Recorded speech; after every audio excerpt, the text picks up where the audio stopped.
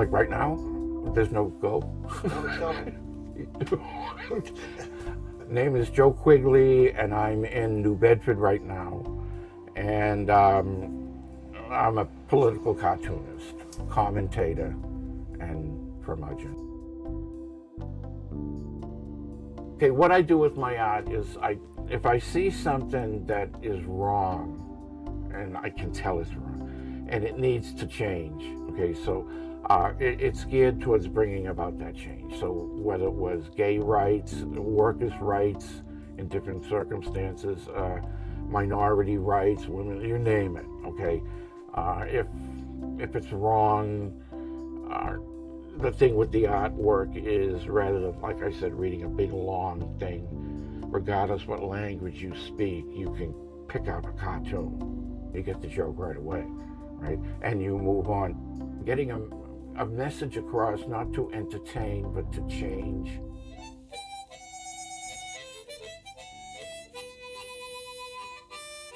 So what got you started doing cartoons? Okay, it's been many years. When I was a little kid, they used to have people on TV that did cartoons, like Captain Bob, and there was some other guy. And they made it look fun and easy, okay? So I started getting into it that way. I wanted to be like Charles Schultz. And then Kennedy got killed. This is really weird. And I'm sitting at the kitchen table, and Johnson is running against Barry Goldwater. And I drew a cartoon about, what's his name? I just said his name. Goldwater, yeah. And it looked like him, right? But of course, my mother was sitting there, was like, oh my God, stick it on the refrigerator.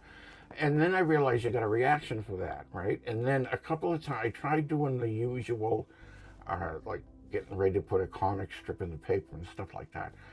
But I just didn't want to draw the same thing over and over again. Boring. So I started doing just general cartoon stuff, or, school newspaper and stuff like that. But the stuff that got the most reaction was the political stuff.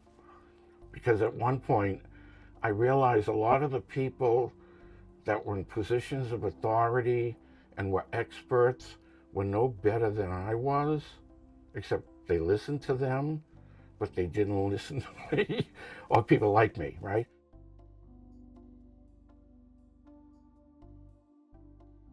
So were you able to make a living being a cartoonist? Oh God, no. I didn't know how to do it. I was a school teacher, right?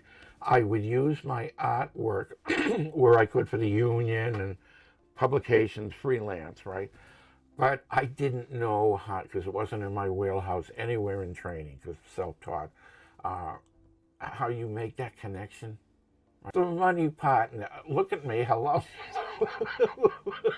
Money, but the thing is though, this is where you get philosophical. I didn't get, really, it's gonna sound trippy. I don't have earthly treasure, okay? I'm not rich. This is not my dream. The old days are over. My dream of living in a nice house by a lake drawing cartoons and being famous as a cartoonist, that I just missed that, right? It was the generation before me that could do that. The day of being accidentally discovered, I think, is over. I mean, if everybody in this system is an influencer, your chances of being discovered as being unique, that's over, right? So you've got all those guys, Sid Caesar, Mel Brooks, okay, Carl Reiner, okay, you don't have those guys anymore because they were at the right time. When I draw my cartoons, it's because something bothered me, right? And it's hard to explain. I'm sure other artists have the same thing. When I walk into a crowded room, yes, I see the human beings, right? And I see what the human beings are doing, okay? But I also see cartoons, right?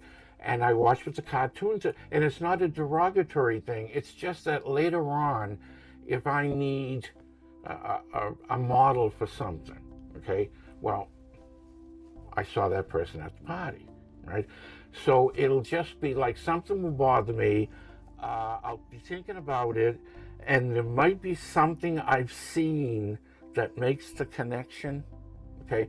And then it's like, oh, okay, the being, okay?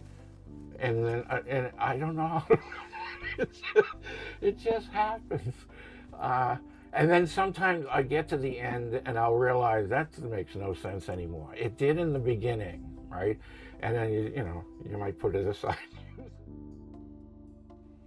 You can speak any language with a cartoon, really, as long as you don't label anything.